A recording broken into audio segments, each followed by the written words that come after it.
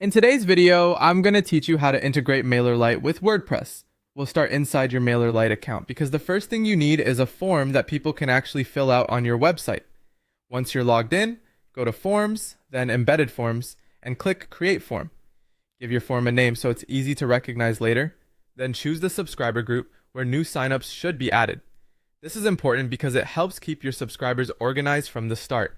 After that, click Save and Continue. Now customize the form to match what you want visitors to see. Add a heading and a short description so people understand why they should subscribe.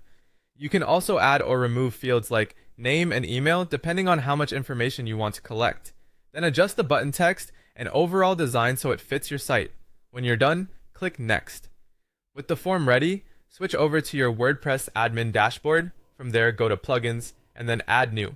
Search for MailerLite and look for the plugin called Official MailerLite Sign Up Forms. Install it, then activate it.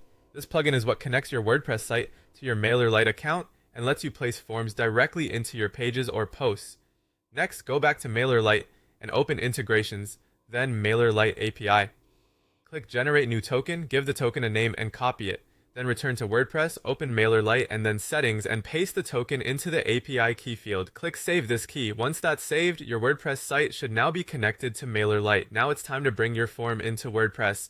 Go to MailerLite, then Sign Up Forms and click Add New. Choose forms created in MailerLite, then click Create Form. Select the form you made earlier and save it. This makes the form available inside your WordPress editor. To place the form on your website, open the page or post where you want it to appear. In the editor, click the MailerLite icon, choose your form, and then click Add Shortcode.